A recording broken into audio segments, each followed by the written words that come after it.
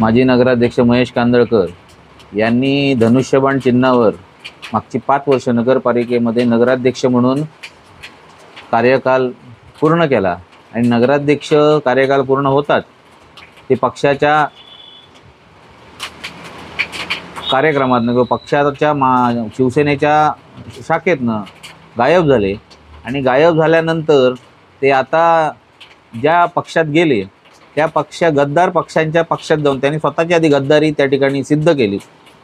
त्या ठिकाणी सांगेन की याच नगराध्यक्षांची त्या काळात तक्रार होती की दीपक केसरकर पालकमंत्री असताना स्वतःची नगरपालिका शिवसेनेची आहे तरी दीपक केसरकर कुडाळ कणकवली नगरपालिकांना नगरपंचायतींना जास्त पैसे का देतात ही तक्रार त्यावेळी स्वतः नगराध्यक्ष त्या ठिकाणी करत होते।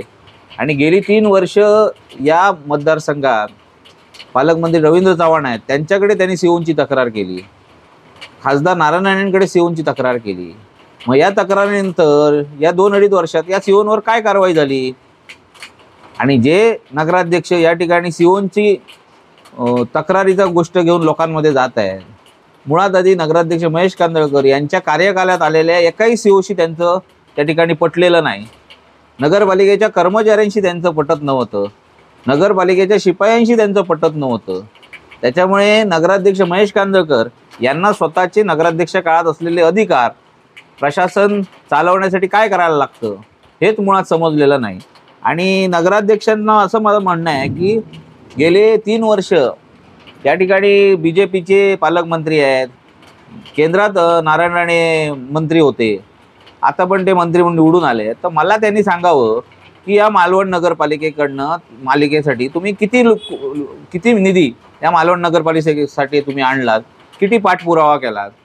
आणि मला असं सांगायचं आहे की ते असं म्हणतात की त्या काळाची नळपाणी योजना ही BJPच्या काळात मंजूर झाली।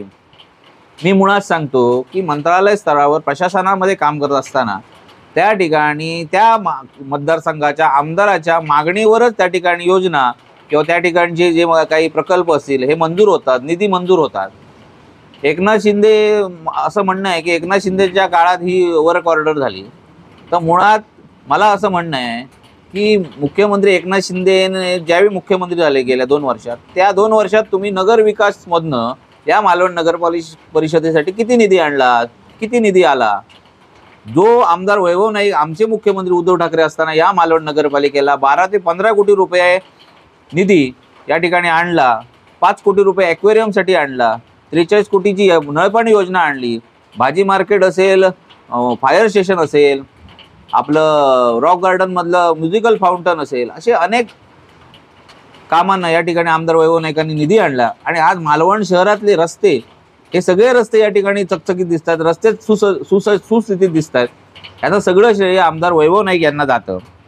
आणि मी असं म्हणेन की मुळात आधी महेश कांदळकर यांना शिवसेनेतनं तिकीट द्या अशी शिवसेनेला शिफारस करणारे मालवण शहरातील काही व्यक्ती होते आणि त्यांनी शिफारस करून या माणसाला तिकीट द्या, काहीतरी नगरपालिकेत नवीन होईल अशा अपेक्षेने या ठिकाणी ती शिफारस होऊन ते तिकीट शिवसेनेकडनं मागून घेतलं। परंतु या ठिकाणी सामान्य शिवसैनिक आहेत, त्यांनी तनमन अर्पून या ठिकाणी महेश कांदळकरांसाठी काम केलं। महेश कांदळकरांना निवडून आणण्यासाठी स्वतःच्या खिशातले पण पैसे खर्च केले। परंतु निवडून आल्यानंतर या लोकांनी तुमच्यासाठी मेहनत केली, त्या लोकांना तुम्ही किती न्याय दिला, या लोकांच्या विश्वासास किती पात्र ठरलात, हे महेश कांदळकरांनी आधी स्वतःच्या मनाला विचारावं। दुसऱ्यावर आरोप करताना मी असं म्हणेन की आज महेश कांदळकर ज्या पद्धतीने आम्ही विरोधी पक्षात होतो नगरसेवक, परंतु आमच्याकडे ज्या पद्धतीने आमदार वैभव नाईकांचं कौतुक करत होते, कामाच्या पाठपुराव्याचं कौतुक करत होते, निधी आणण्याचं कौतुक करत होते, या सगळ्या कौतुक ऐकूनच आम्ही त्या ठिकाणी महेश कांदळकर यांच्याबरोबर 4 नगरसेवक आमदार वैभव नाईक यांच्याकडे प्रवेश केला।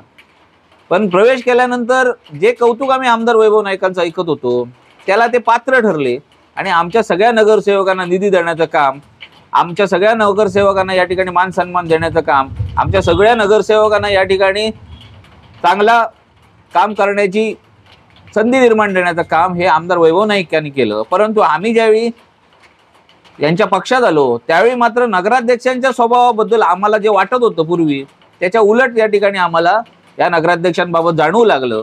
आणि त्यामुळे मला असं सांगायचं आहे की प्रत्येकाची पात्रता ही त्यांच्या कामाने ठरत असते, त्याच्या स्वभावाने ठरत असते आणि त्याच्यातही तुम्ही पात्र ठरला नाहीत. माझं असं म्हणणं आहे की नगराध्यक्ष झाल्यानंतर खरं तर एखाद्या पदाधिकाऱ्याने एखादी संधी मिळाल्यानंतर त्या पक्षाला ताकद द्यायची असते, पक्षाला कुठेतरी वर आणण्यासाठी काम करायचं असतं. पण नगराध्यक्ष मुळात झाल्यानंतर खऱ्या अर्थानं ज्यावेळी आता पक्ष फुटला, पक्ष गद्दारी झाली, ह्या काळात पक्षाबरोबर ठाम उभं राहण्याची गरज होती. कारण ज्या शिवसैनिकांनी, ज्या मालवणच्या जनतेने तुम्हाला निवडून दिलं, त्यांची अपेक्षा आज ते मालवणची जनता बघत आहे की ह्या वाईट परिस्थितीत किंवा ह्या संघर्षाच्या काळात कोण कोण पदाधिकारी या ठिकाणी शिवसेनेची ठाम राहत आहेत, याची परीक्षा या ठिकाणी होत आहे.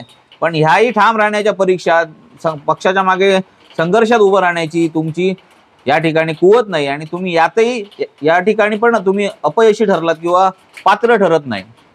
या मालवण नगरपालिकेची नळपाणी योजना आहे, जी 43 कोटीची नळपाणी योजना आज त्या ठिकाणी या ठिकाणी निविदा झाली. नगराध्यक्ष सांगतायत की ही नळपाणी योजना मी कष्ट केले, मी त्या ठिकाणी त्यावेळी जाऊन प्रयत्न केले. पण मला असं सांगायचं आहे की प्रत्येक प्रशासकीय स्तरावर प्रत्येक त्या नळपाणी योजनेला अडचणी, कारण गेले 5-6 वर्ष या नळपाणी योजनेवर काम चालू आहे. 6 वर्षात प्रचंड अडचणी या नळपाणी योजनेत होत्या. ह्या नळपाणी योजनेत काय काय अडचणी होत्या या नगराध्यक्ष सांगू शकतात का? या ठिकाणी जुना बनवलेला जो DPR होता त्यामध्ये धामापूर तलावात जी विहीर पकडली होती ती कॅन्सल करायची होती. जी लाईन वरनं घेतलेली होती ती जमिनीतनं लाईन करायची होती. त्याच्यातल्या चेंजेस होत्या ड्रॉइंगमधल्या, त्या सगळ्या चेंजेस ह्या पूर्ण करून आमदार वैभव नाईक यांनी ही नळपाणी योजना मालवण नगरपालिकेकडे हस्तांतरित केली. आणि या नळपाणी योजनेला प्रशासकीय कालावधी असताना पण सातत्याने पाठपुरावा करून ही नळपाणी योजना पूर्ण करण्याचं काम आमदार वैभव नाईक यांनी केलं. त्याच्यामुळे महेश कांदळकर जे सांगतायत की आपण नळपाणी योजनेसाठी प्रयत्न केले, मला असं महेश कांदळकरांना सांगायचं आहे की गेल्या 2-2.5 वर्षात तुम्ही मालवण नगरपालिकेत नव्हता, प्रशासकीय राजवट आहे, मग या 2-2.5 वर्षात तुम्ही मालवणच्या जनतेसाठी, म्हणजे तुमचं दायित्व आहे की एखाद्या पदावरनं आपण उतरलो की त्या पदावरनं उतरल्यानंतर या मालवणच्या जनतेचे प्रश्न, ज्यांनी तुम्हाला मतदान केलं त्या प्रश्नात तुम्ही राहिलं पाहिजे. महेश कांदळकर असं म्हणतायत की केंद्रात सत्ता BJPची आहे, त्यामुळे या ठिकाणी पण सत्ता ही BJPची किंवा म्हणजे आता शिंदे गटाची हवी. तर मला मुळात असं म्हणणं आहे की तोक्ते वादळ झालं. या ठिकाणी मुख्यमंत्री उद्धव ठाकरेंनी प्रचंड निधी आम्हाला या ठिकाणी तोक्ते वादळात दिला, मदत निधी दिला. मग ज्यावेळी केंद्रातली या ठिकाणी कमिटी आली, पाहणी केली, नारायण राणे त्या ठिकाणी खासदार होते, मग त्या केंद्रातल्या कमिटीने पाहणी केल्यानंतर या मालवणच्या जनतेला तोक्ते वादळात किती रुपयाची निधी, किती रुपयाची या ठिकाणी मदत केंद्राने केली ते मला सांगा. त्या ठिकाणी 1 रुपयाचाही निधी केंद्र या मालवण शहराला किंवा ज्या भागात तोक्ते वादळाची झळ पोचली त्या भागात देऊ शकलेले नाही. त्याच्यामुळे मला असं म्हणणं आहे की आज नारायण राणे खासदार आहेत. मग नारायण राणे खासदार आहेत तर मग या जवळजवळ 7-8 वर्षात नारायण राणेंच्या खासदारकीच्या काळात मालवण शहरात त्यांच्या खासदार निधीतून किती रुपयाचा निधी दिला हे पण महेश कांदळकरांनी जनतेला सांगावं.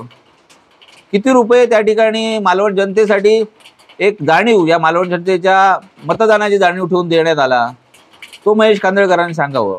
पण मुळात आधी महेश कांदळकर हे शिंदे गटात जाण्याचं कारण की त्यांना निलेश राणेंबरोबर काम करायचं नव्हतं. ते शिंदे गटात नाहीत म्हणून ते BJPत आहेत म्हणून हे शिंदे गटात गेलेले. पण मुळात त्यांनाच माहिती नाही की आपल्या पाठोपाठ निलेश राणे त्या ठिकाणी शिंदे गटात येतील आणि ते आल्यामुळे त्यांना त्यांच्या समोर काहीतरी बोललं पाहिजे म्हणून माईकवर ते आता बोलतायत. पण मुळात आधी निलेश राणेंच्या या उमेदवारीला किंवा निलेश राणेंनाच मुळात विरोध हा महेश कांदळकरांचा आहे. या ठिकाणी मला असं म्हणायचं आहे की